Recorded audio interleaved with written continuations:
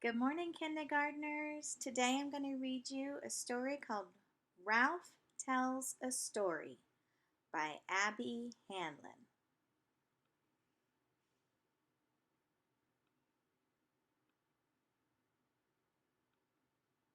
Ralph Tells a Story. My teacher always said, "Stories are everywhere." And the kids in my class were always finding them. Then my mom ran so fast that she caught up with the ice cream truck. I ran down the hallway with underwear on my head. After that, I decided to hide my candy in my bed. The dentist forgot to give me a toothbrush. Yay! Stories, stories! But every day at writing time, I thought really hard. I stared at my paper. I stared at the ceiling. I could not write a story. Then grandmother gave me a cup of coffee and said, "Don't tell your mother."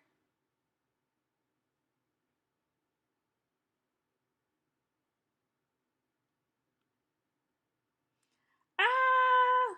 I have no story. So I looked for other things to do. I went to the water fountain. Can I go to the bathroom? Again? I roamed the hallways. Can I go help the lunch ladies? What? I tried everything. Then one day, after getting sent back to my desk, I begged Daisy for help. "I can't write a story because nothing happens to me." "Are you kidding?" she said. "I've written a ton of stories about you." She began pulling her stories out of her desk. "Look at this one," she said. "Remember the time you let me brush your hair?" "And this one, remember the time you knocked down all the crayons? Oh, and remember the time you painted your nails with a black marker?" It was so quiet during writing time. Then, crash! Then the teacher said, "No, it's permanent marker." Ralph has messy hair. I thought, I'll never be a great writer like Daisy. Then Daisy stapled all her stories together. Click, click.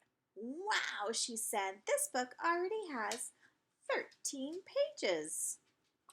"Can I use the stapler?" I asked. I was really good at stapling.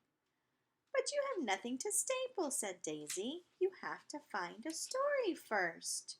Just look around." So I looked for stories out the window, in the aquarium, in my desk. Why do you have socks on your desk? And when my teacher wasn't looking, I looked for stories on the floor. That's my favorite part. Look, my next book. But still no stories.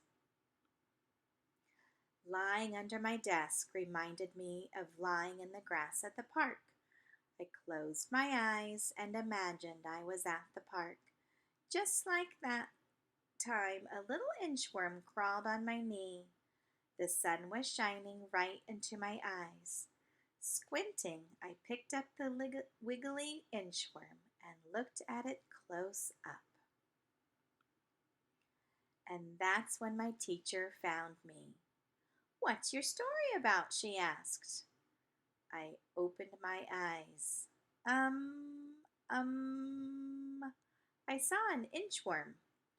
"Wonderful," she said. "I can't wait to read what you wrote." But there was no inchworm story. I sat down and tried to write about the inchworm, but right away I got stuck. Do you know any inchworm stories? I asked Daisy. She just rolled her eyes and kept on writing. And then my teacher said, "Riders, come to the rug, time to share." "Ralph, why don't you go first?" said the teacher. I pretended I had lost my paper. It didn't work. I walked to the front of the rug.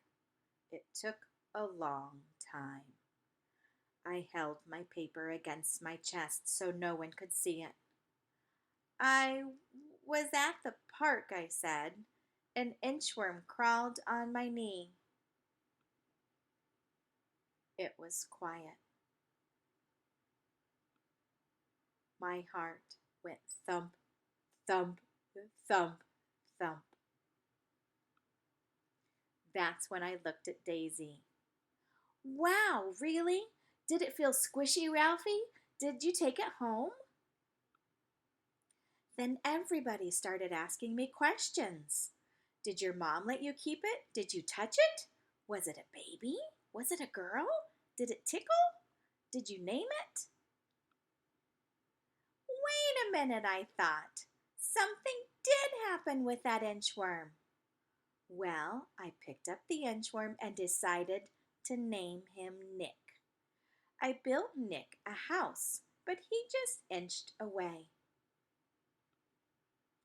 So I followed him, which is why I didn't notice that someone was following me. Then all of a sudden, this wobbly, crazy baby grabbed Nick and put him in his diaper. I tried to be calm. "Come on, baby," I said really nicely. "Give Ralphie the inchworm." It didn't work. Was this the end of Nick? But then I noticed Nick was escaping. He crawled right up the baby's stomach. Quickly, I rescued Nick and ran. And we spent the rest of the afternoon doing nothing together. The end. Everybody clapped and cheered. "Show the picture, Ralph," someone said. "Wonderful! Hooray! Yay, Ralph!" I wasn't embarrassed anymore, so I did. Name Ralph. This says me, worm. I was at the park. That was last year. This year I write stories all the time. I keep finding stories everywhere. This book might be too thick to staple. 100 Funny Stories by Ralph. Writing tips from Ralph. 1. Get comfortable. 2. It's okay to ask for help. What was that funny thing I did again? Number 3. You can always write about what you had for breakfast. Number 4. Eat lots of chocolate. That's Miss Carrie's favorite one. Books by Ralph. When I Ate Too Much Spaghetti. The Shampoo Mystery. The Marker That Never Ran Out. The Crazy Supermarket Cart. When my mom bought me the wrong size underwear. The Lunch Lady's Friend.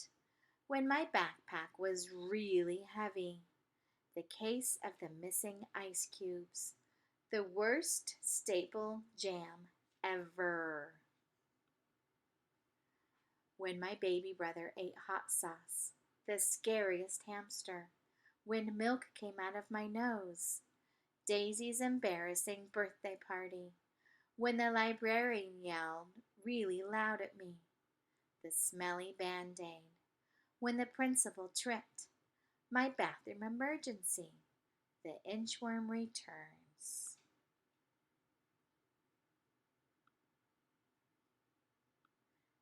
The end. I hope you enjoyed this story and it gave you lots of ideas for your writing. You can make a story for using your writing journal. You can make the story go over more than one page and make it a continuous story. Or you can borrow some paper from maybe an older brother or sister or your parents and make a book and then staple all the pages together just like Ralph. Go writers!